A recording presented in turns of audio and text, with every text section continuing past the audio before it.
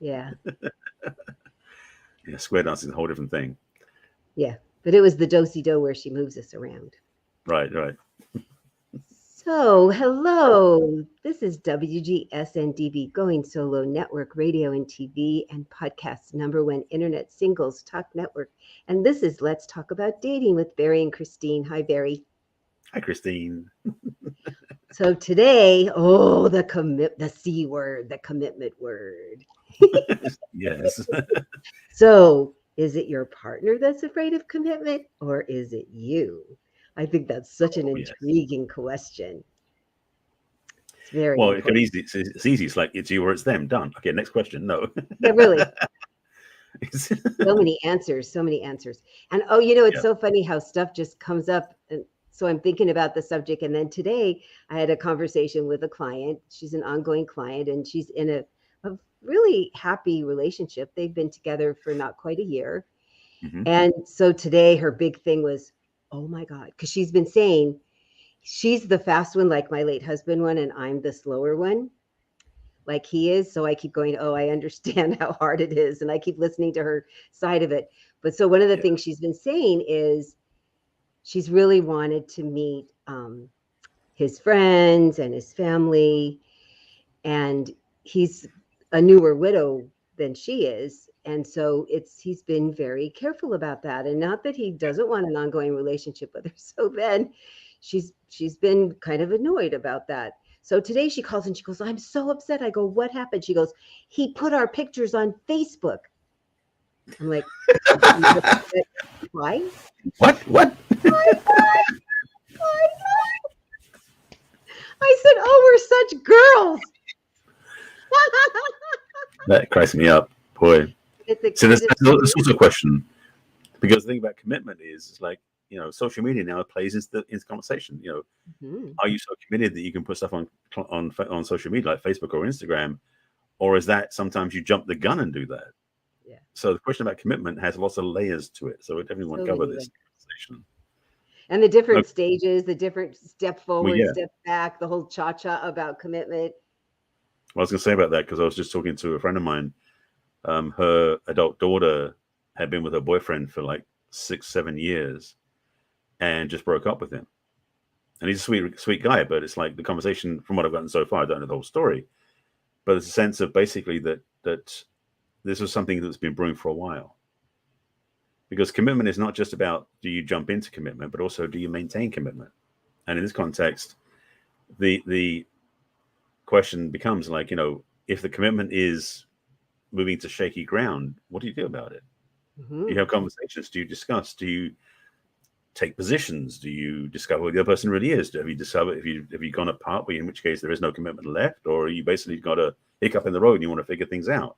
Mhm. So commitment is a big field to talk about. I know there's a lot of pieces to play with here, so I hope we'll cover most of them for the audience. I hope so too. And I said, so do you remember, because we're a similar age, in the 80s, there was that book of I'm okay, you're okay. And then the next chapter was I'm okay, you're just so screwed up. And the second one was, oh, maybe I'm screwed up too. I mean, it's just how it happens throughout the Right. relationship. And Yeah. one of the things that I learned from John Gray that has really proven out that, you have oh, who are we and what are we doing? And then it's like, oh, we seem to be moving in the same direction. And then, oh my God, this old fear, this old worry, the more comfortable and satisfied and content you get, the more it gives permission for this old stuff to come up. And then you're like, oh, it must be the relationship. I should run away, which has been her pattern in the past. And oh my gosh, maybe it's just this whole thing that I really am going to get to heal now. So that was a really fun thing to talk with her about too, because it has been her pattern and she really doesn't want to do it with him. She really wants to hang in there. So we came up with some really great conversations that they can have. And he's Good. very receptive to them. He's been very receptive in the past. He just does, I can only do this much. But then when he does something more, because I said, us pokey people, we're like in the Mother May I game. We take these little baby steps and then we'll take a giant step. And you're like, holy crap, what are they Yeah. doing? I'm not used to that. Who is this person and what have you I, done with the other one? yeah. That's something that is very clear too, because there's things. I mean, just put a piece of I'll say sexism, but difference of sexism on this is that in this conversation, the women are generally more willing to ask questions or to check in or to own their own experience. For men, most men, they sort of just clam up. They either shut down or they clam up or they hold back or go, I'm fine, I'm okay, or they just walk away. They seem, the men have the ability to disengage more easily, it seems, emotionally, because we don't necessarily have such emotional enmeshment as a natural gift. So that's part of the challenge too. The commitments is the different levels of commitment to men and women, particularly, that can make a different experience for both partners. Yeah. And then when you talk about the different levels of commitment, so the first one is, so are we going to stop seeing other people? Are we going to just concentrate on each other? I mean, that's really yes, the tip of the iceberg as it starts. Because first you're like, okay, I'm going to keep my appointments. I'm going to meet you. I'm going to keep my word. There's that. But I feel like the big step always for me is, okay, we're going to concentrate on each other and not pay attention to anybody else. And you have to have a conversation about that. And it might be one of you is more ready than the other. And then you have to decide, if you're the one that's more ready, how do you feel about this? And I've been in those shoes, and I've had clients in those shoes where we go, okay, I'm going to just sit and wait and give yourself a deadline, a couple months, and see, are they going to follow along? Is that going to happen for them? And if it doesn't, then I have to make a different decision. But most of the time it did, that they were like, okay, I'm ready now. But I get that everybody wants it to be their idea. That makes sense to me. But you have to both be on the same page. And if you're not, then it really is important to decide, can you stay if you're going to be the person that's all in and they're still got a foot out the door, which isn't necessarily an afraid of commitment or a lack of commitment. It might be they just need to find out more about you, or they need to learn more about themselves. So by having conversations, you'll learn that, because it might be they're like, I am so afraid of commitment. I don't care how fabulous you are. This is never going to happen. So the kind of conversations that you would have are, and because I say, you can't say, well, what are you thinking about me? And where are you going with me right off the bat? But what are your thoughts for the future? Are you really interested in a committed monogamous relationship someday? Are you thinking about marriage someday? Is that something that fits with your goals? And at least then from that early conversation, which I've had pretty early with people, you find out, are you at least future wise on the same page? You might not be on the same timeline, but you need to say, are our goals similar? Yeah. No, that is, I mean, it'd be so much easier if people sat down with a list and compared them before they got involved in a relationship. This is what my goals are, this is what your goals are, they fit together. Great. Okay. But that's the part of the thing about commitment, is that oftentimes we meet somebody and we are so enamored by something, like one piece, an aspect, a facet, or a few things that are like, this is so amazing, I want to be in this person. Meanwhile, there's so much other stuff we go, I'm not going to look at that. I'm ignoring that. And we put it to the side.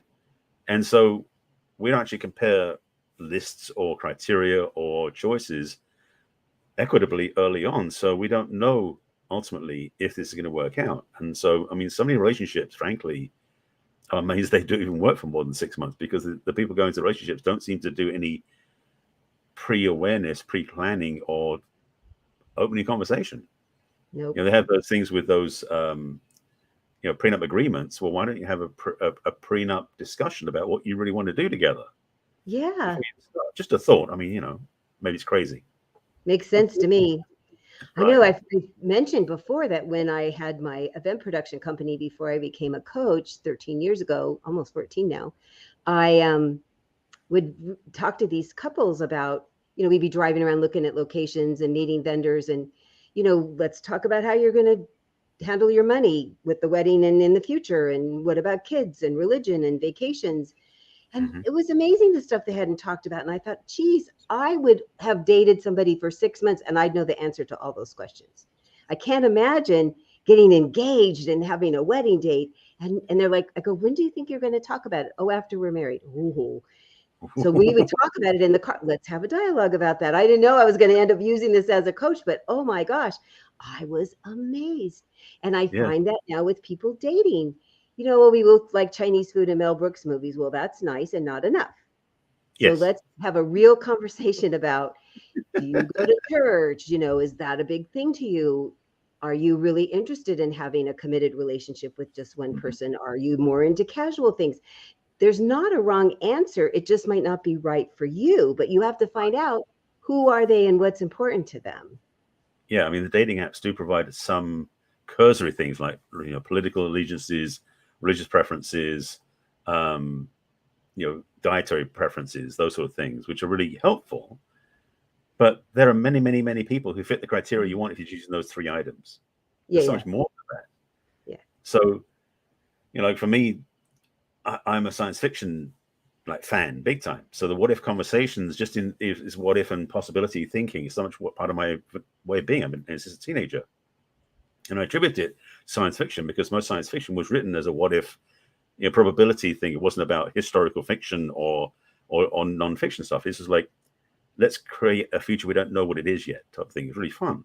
And so that's yeah. part of my love to talk in conversations. When I'm with somebody who is a stark realist or doesn't have any sense about anything outside the frame of what they can actually see and touch, we have a different, you know, what if it did work out? What if you could have this? What if, and I mean, I know it's part of my work in terms of working with my clients, but to be around somebody who doesn't have that inkling or even an inspiration to think about that way, I'm going to basically feel like I'm just wasting my time pretty quickly. That would not be a future person with you for sure. No, no. Yeah. That's where those Myers-Briggs things come in. It was interesting. The same client, I had suggested that they do the love language quiz together. So Mm-hmm. they went away for the weekend, and she says, I had him trapped. So she printed out the quiz, and they I did didn't. it together. And he was fine about doing it because I said, tell him it would make you happy. It will give you more information about him. He was so fine doing it. And it turned out their tops are the same but reversed, but which is nice because they're still the same things. Yeah. And they didn't know that. And so they could have discussions about, well, are you getting enough of this? And how would you like more of that? And what could I do? And she said it would turn out to be a really fun discussion, even though she had been apprehensive about it, which Mm-hmm. then tells you even more, give you more evidence of, we do seem to be moving in the same direction. Yes. We do seem to be on the same page. Absolutely. So actually, did you say this or not about the Myers-Briggs piece about when you go to somebody said it, I think it was you, maybe said about when you go to a party with your partner and one of you is much more extrovert than the other one is. Was that you? Yeah.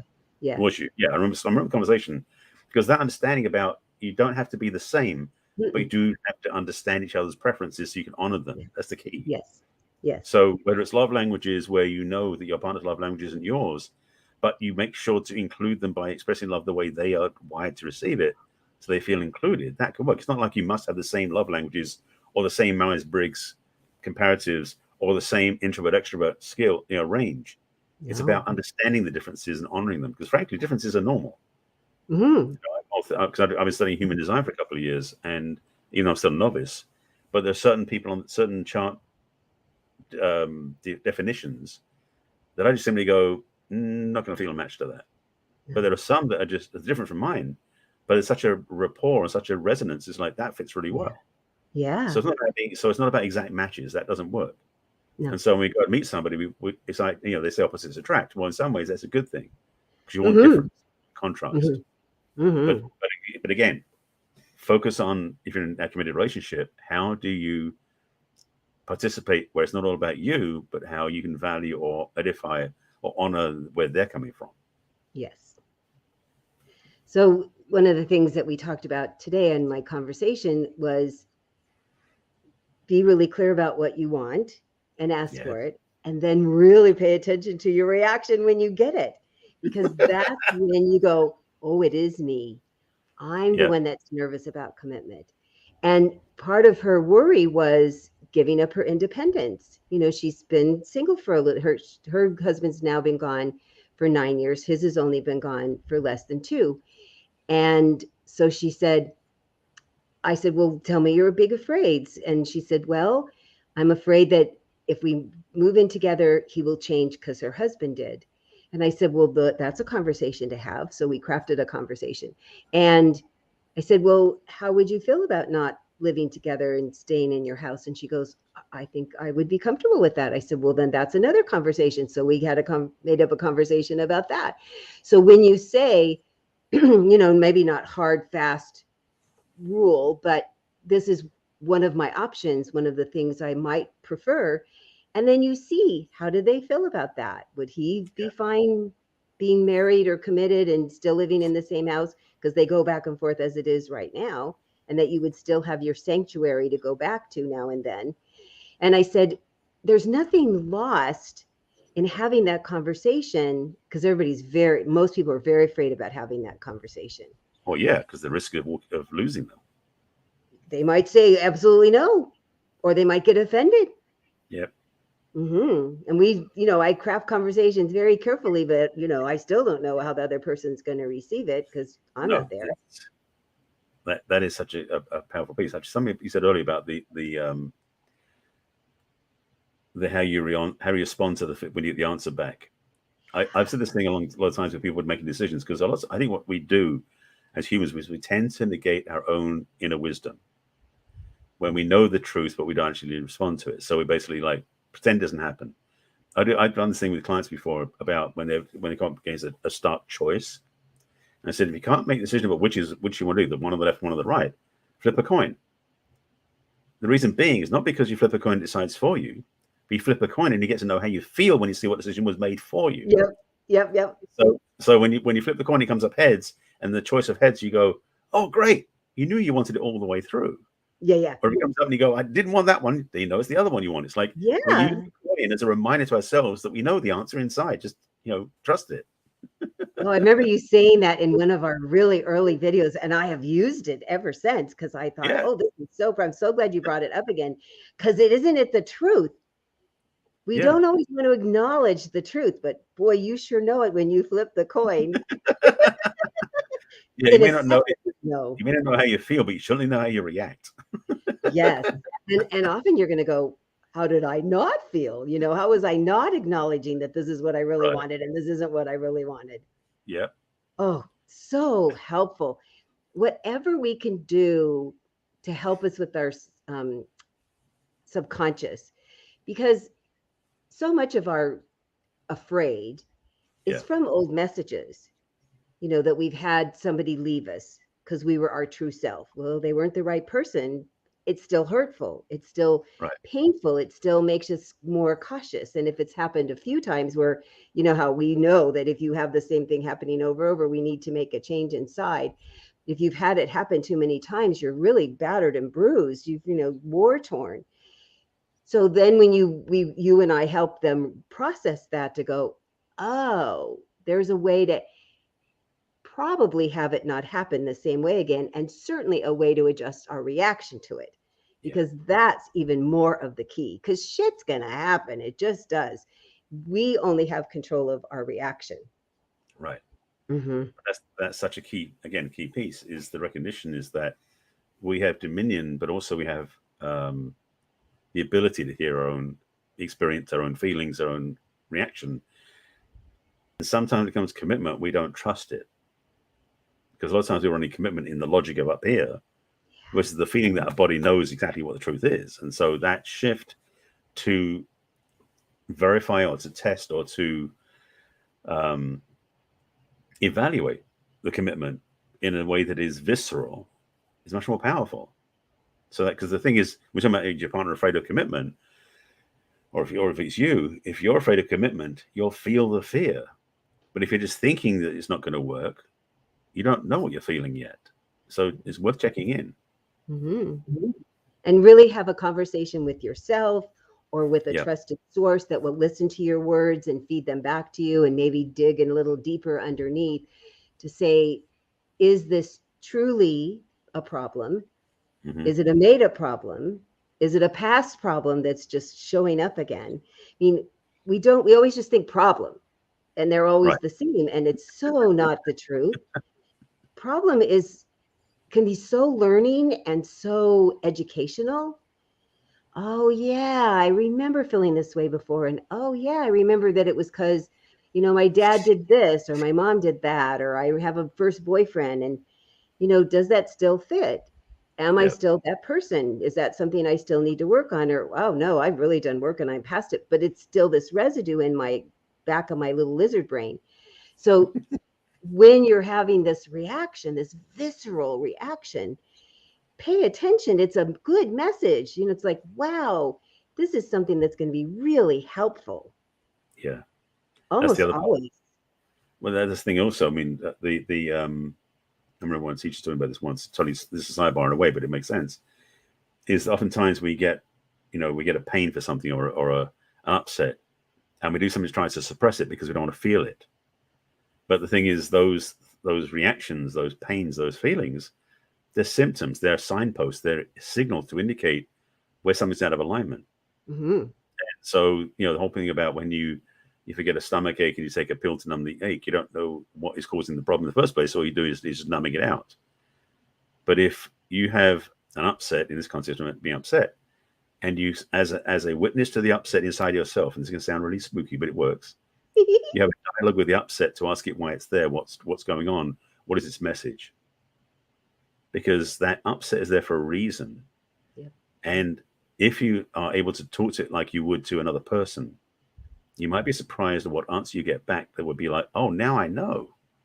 What a surprise, And that's the thing. I do this a lot of work with parts integration in my clients, and having these conversations with parts of themselves where they get resolution, understanding, and clarity. Yeah. It's like a game changer. Yeah. So just something else to play with. Yes. You and I are very clear that high majority of the time, everyone knows the answer inside of them. They just don't know the right questions to ask themselves. It feels too scary. It's a lot to do on your own. You've been in denial for so long for very good reasons that there's just too many layers in between for you to really get to the answer on your own. And that's what I found is so valuable with the style of coaching that you and I do, is that we dig through that and we get to where, because I don't know the answer for them. I just know they know. And part of my job is to help them get there.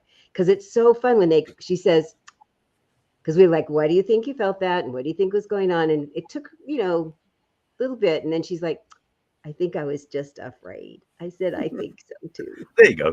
And then she actually laughed. So that was nice. Yeah. And the thing is really what is the gift we bring is the witness. Is there's not our job to fix people. Yeah. It's also not our job to agree with the people either. No. Our job is really to be the witness and to be the observer, to say to people like, you notice this and what's this, so that way they can look at themselves and they can get their own answers, because that's what we're here to do. That's why I hate the word coach. I'm using the word guide more accurately, because that's what I'm doing. I'm guiding them back to their own answers. Mm-hmm. And it's a joy in that again, back to commitment for a second, that inner guidance we have to know the commitment we have to ourselves, so we then commit to somebody else. Because that's the other place, by the way, we haven't talked about yet, is self-commitment. It's so much more improved and increased when you know the answers and trust the answers you give yourself, because you do give your answers yourself. So I should say you do get the answers yourself. So you're not a slave to other people's teachings, where it's a coach, client, a seminar, teacher, whatever it is. When you start to trust that, then you know how to commit to yourself. Mm-hmm. Then you know how to commit to yourself, you know how to commit to somebody else. That's the simple answer. And you'll want this, when you finally do all those really important steps, then you're only going to want to be with people who want to make the same commitment to themselves and to you. And you and I have talked repeatedly about a really big criteria in our dating list is somebody that's done work on themselves, looked at their past, looked at the challenges, come up with, wow, look at what I was doing and why I was doing it and how I'm going to do something differently now. I mean, that is so exciting for us when we meet somebody like that, like, wow. And we can have a conversation about, well, what did you learn? And what did I learn? And wow, I never looked at it that way. Oh, I'm on board with that too. I mean, that's when you're never going to run out of things to talk about. And it feels like, an hour feels like 5 minutes has just flown by. So well. Oh, absolutely. Yeah, it's so key. I mean, and that's the funny thing. I mean, just simple things. And it's funny because I notice when other people notice that in me, because I didn't know. So I'm always aware of it. I'm just doing it because I've been trained for years and learned to do this. Yeah. But when other people witness it and respond back and they go, "Wow, I didn't see it that way," and I'm like, "I always did." I know. I know. people looked at me so askance when I'd say stuff like this when I was really young. So I didn't tell everybody when I was really kind of cautious about it. And now it's like people pay me to tell them this. Isn't that exciting? Yep. And it is fun to have known this, really known it for so long, and know how vital it is for our own mental and emotional well-being.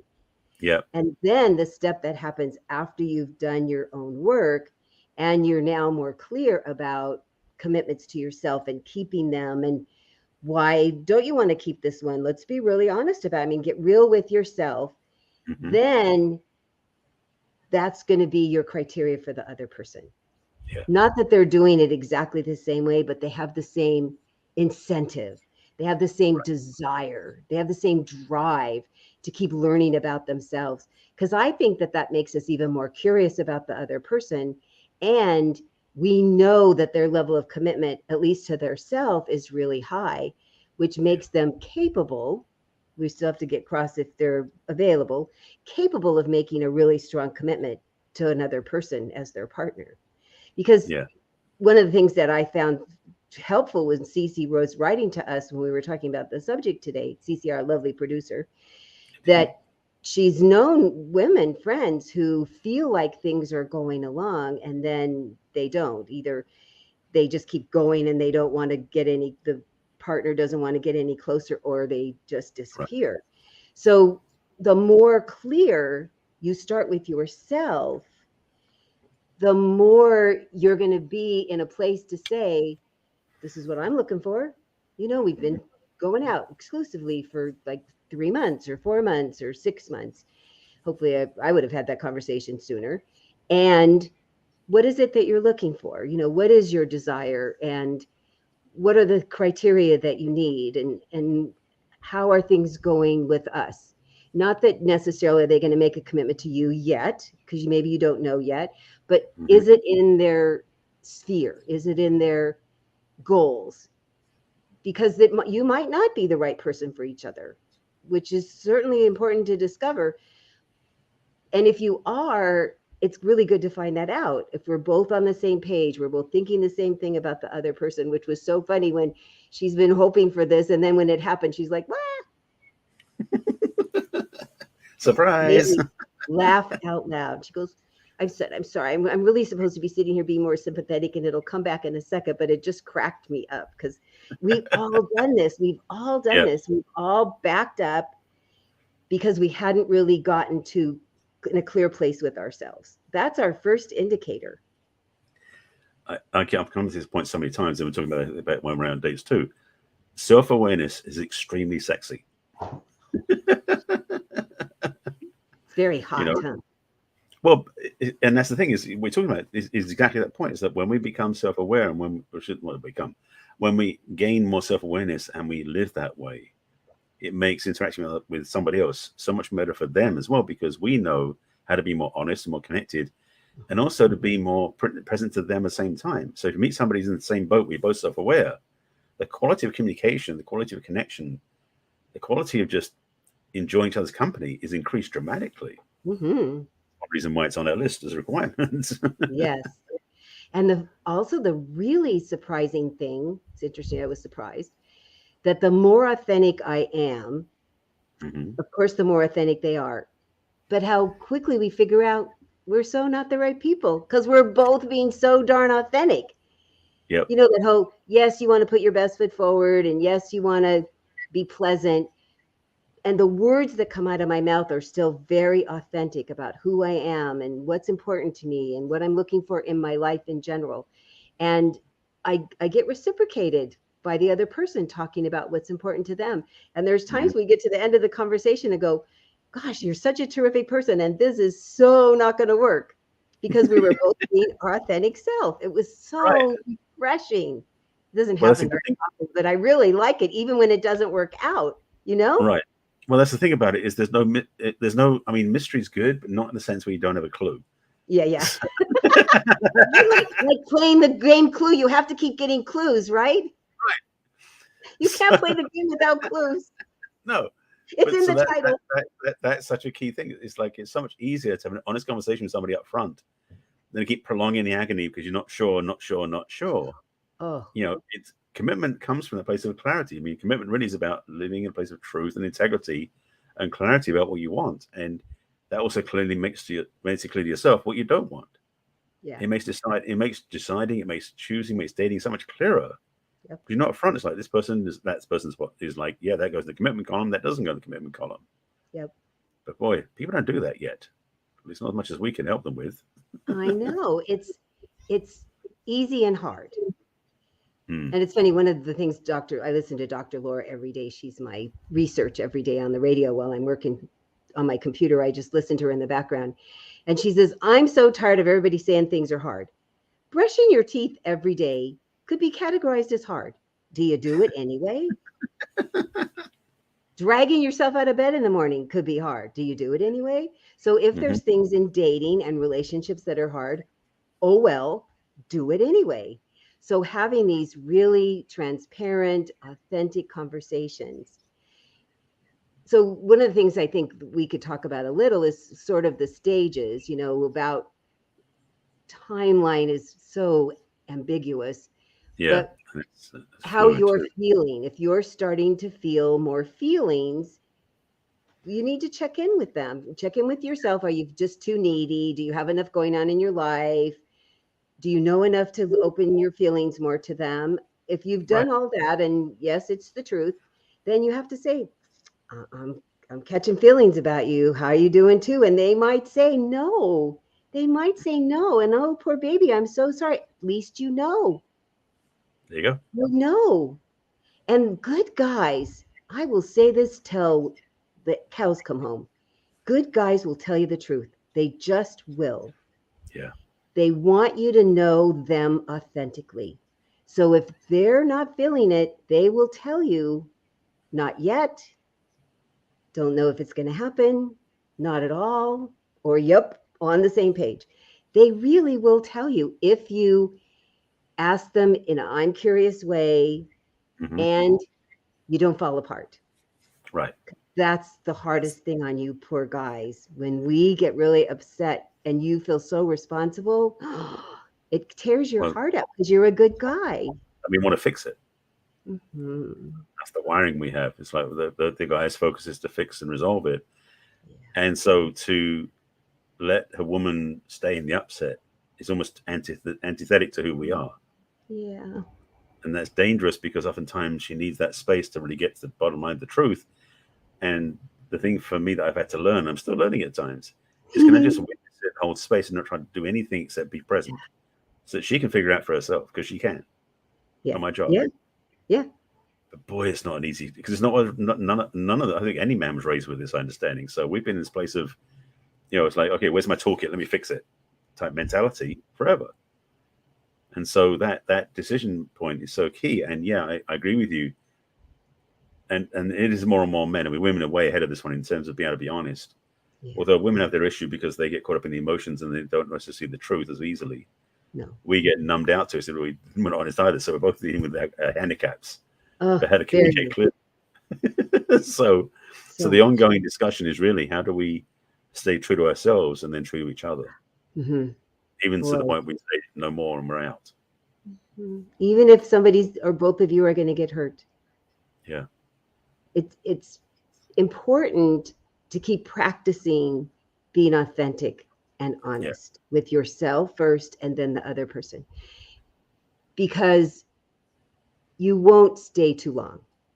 Because that's what happens so often. The man will tell us, I'm not sure. And we'll go, okay, I'll just keep waiting. So what I've done for myself, and I encourage my clients to do, is we come up with a deadline, not to walk out the door necessarily, certainly to have another conversation. Yeah. So they've said, I just need more time, still thinking about it. Okay, how about if we revisit this in a month? I won't bring it up at all for a whole month. Yeah. And boy, for the person who was on the receiving end of somebody who wanted to move so fast, my late husband, that just made me move faster because it took so much of the burden off of me that I got to go back to my own pace because I'm the pokey person and I like going slowly. And I got there, I think, faster than I would have if he kept pressuring me. Mm-hmm. So that's the other part of, once you've said your truth, you have to honor the other person's truth. And then if it's been a month and you say, just checking in, and they're like, still not sure, you have to decide, is this okay? Are you still okay waiting? Are you done waiting? And there's no wrong answer. There's no wrong answer. What's wrong is when we stay hoping, stay believing it's going to be different, when the evidence keeps pointing to, if they can't make up their mind, you're probably not the right person. Right. And I found for men especially, really, I am going to say that you guys make up your minds generally faster. You just do. And it's not that women don't, but I have found you just know quicker than us. So this guy, even though he's going slow, he's been very steady Eddie the whole time. I mean, he's take her on vacations, he buys her presents. I mean, it's all lovely. Just, he hasn't said I love you, and he hadn't introduced her to anybody yet. But it's only been, 6 months, and he's a very new widower. So I've been taking, because when we met at a party and she said, I have to hire you. So we've been working together since December. And this has been really helpful for her. Yeah. Yeah. The thing is, what speaks to that piece about men making decisions more easily is we have the ability to compartmentalize, to reference one of my favorite videos. And that gift means that we don't have as much, I won't say baggage, but we have interaction with other pieces of our consciousness to be able to interfere with that decision making. So for one thing, as far as men, we can decide more clinically, more mentally without the emotional components. Whereas for women, everything's wrapped up in emotions, pretty much. So their ability to make decisions has consequences more than ours do. Yeah. So for us men, we can basically decide a little bit more easily, although we may have regrets afterwards. Yeah. I'm not saying it to be clear, For women, I think when they get to commitment, especially when they process through the emotional piece to it, when they can make a decision about the commitment, yay or nay, it's clear and that's the way it is. I think for us men, we make a decision more quickly because we're not as emotionally present to all the pieces of the puzzle. So we say yes on yay and nay at the point, and then we spend all the other time after that going, was I right? Was that accurate? Did I decide? Because we didn't do a full spectrum verification of everything. So we decide more quickly, but women decide more accurately, I would suggest. Yeah, I concur. No, okay. I concur. That was a sort of stream of consciousness theory I was putting out there. I like it. It's always so poignant, the things that you add to the videos. I like it. My pleasure. So thinking about who you are and what you want and what kind of pace you like going at, and you can change your mind as you're going along, but to stay really current with yourself. So once a week, revisit. How am I feeling about this person? What do I want to do next? What do I need to learn about them? What am I learning about me? I mean, it's the same thing I say about your first meeting. It continues very helpfully if you keep doing it throughout the dating process. And then, I've mentioned more than once that I know 3 couples that have been married either close to or past 50 years. I mean, my friend I ride with, they just celebrated their 58th wedding anniversary. They still say, gosh, I learned a new thing. And even if it's just a new food that they like or a new adventure that they want to go on. I mean, it's been really fun to think so hopefully about when you're with the right person, the learning about yourself and the other person, excitingly, is ongoing. Yeah, and the other part of that is too, especially if you meet somebody later on, like after 30, 40 years of being on the planet, you've got so much life experience and preferences that the other person may not have. And so you get to introduce each other to your favorite things and your joyful things. And sometimes you get to learn things about stuff you didn't think you liked from them that is a whole different paradigm. I know. So that's the gift this can, I mean, there's so many pluses for this. I mean, I know we're talking about commitment, but still the idea about being together with somebody that adds not just themselves to your life, but adds all the stuff they bring with it to your life that you can go, wow, this is so cool. Yeah. That's the joy of being in real commitment. Well, and that's why I think it's essential that you know what commitment means to you. So is it living together? Is it just dating exclusively? Is it getting married? Is it that you spend 50% of your time together, 80% of your time together. I mean, everybody's idea of commitment, I think, can have kind of a sliding scale. So you figure out, what does commitment mean to you? And then as you're getting to know another person, you say, gosh, when I'm in a committed relationship, this was what works for me. What works for you? And it's another Right. way of gauging, are you a match in this way? If it's somebody that only wants to spend all their time with you and that's not your thing, then you'd have to have a conversation about, well, what if I spent this much time away? And if that's not their thing, then you're probably not a match. Right. So at least you're making conscious decisions and having a conscious conversation about what is commitment. So you're not Hmm. guessing, because women, we try to guess a lot and we're often very. Yeah. And the commitment piece, I'm thinking of gradation scale, because the other thing also about commitment is it can be incremental. You can Mm-hmm. say, okay, my commitment at this point now is I'm going to be monogamous right now. Not going to date Mm-hmm. anybody else straight here. Doesn't mean you're committed to moving in together. Doesn't mean you're committed to life together. But you're committed to that much of a, I'll say relationship, but of a coupling experience Mm-hmm. that you can then say, I want to see where this goes. Then Mm-hmm. at some point you may say, now commit to a full relationship. So understand that when you say yes in a commitment, it's not all or nothing. No. It's to this degree or to this level they're exploring. So what you said. So I really like that way of reinforcing that commitment can be a graduated scale that you build up to as you take more and more levels of the commitment. Which I think So can lower the fear, the concern yes. about giving up your independence. And what if there is somebody else out there? So one day I told her, because she was really feeling so nervous about all this, that she should just go on one of the dating sites and Hmm. look. It made her appreciate him even more. I said, don't talk to anybody, just go look. Just And scroll, it's not yeah. that there's terrible people, but he has so much of what she's needed and wanted and been looking for, that it reaffirmed. Yeah. So that was super fun. I said, I've never suggested this to anybody before, but I think it will really work for you. And she was really grateful to go do it. Well, it basically deepens or improves the commitment she had because she knows better now. Yep. And to That's one of the go ahead. that's one of the gifts of commitment.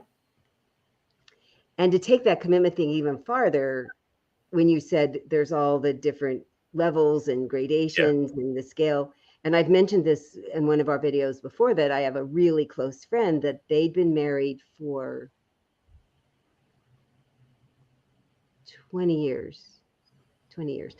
And they decided they were going to be polyamorous. They talked about it. They both agreed. They decided they would do it. So they did it for 3 or 4 years, and now they're not doing it right now. But they both agreed. They said Hmm. it enhanced their relationship. They enhanced them as individuals. It enhanced them as a couple. I certainly am not saying yes or no to anybody else. It worked for them. Right. So that's the other thing. If you've set a foundation, which they had, of talking about, what is commitment to you? What is important to you to build this relationship, make it stronger as individuals and collectively together, that now when one of them, I can't remember which one, and the other was like, yeah, I've been thinking about it too, because that was so scary and very brave to have that conversation about, well, I'm thinking about this, and they could just go forget it. But the other one was receptive. So if you've already got from the beginning of talking about what's important to you as far as commitment and a relationship, then, oh my gosh, there's truly at this point in their life, there's nothing they can't talk about. Right. So it's even Yeah. more encouraging to talk about what commitment is to you. Yeah, because the commitment in the structure in that place is like a structure. You're building a house or building a framework within which it's easy to play and make choices, because that commitment takes off the pressure in some ways. One of the things about commitment is it doesn't increase pressure; it reduces pressure. Because Yes. by being in the commitment, you can go and relax and go, okay, this is where I'm staying now. I don't have to worry about stressing, panicking. Yes, I'm going to commit to being more romantic and everything else, but the ease that comes from being committed is a surprise a lot of people don't expect. Yes. The So stress comes from worrying about talking about it, don't you think? absolutely, That's when we absolutely, get really freaked out. And it's not that it hasn't happened. I would say high majority people are always relieved. They're so relieved they finally said what they were thinking. yeah, Gosh, I have to just tell you, I really am falling in love with you. I just have to say it out loud. I mean, I have coached both men and women to say that when they just were going to burst. Yeah. And I said, and then you have to step back no matter what they're going to say to you, because See what happens. big thing that you're laying on them. And Yeah. no matter what had happened, certainly a lot of the time the other person reciprocated, but a couple times they needed to back off a little, or just, know that I'm not there yet. They just felt better that they had this thing inside of them that they finally just let out. Isn't that funny? I love that. Yep. Because we think the worst is going to be talking about it, and it's the worst is not talking about it. No.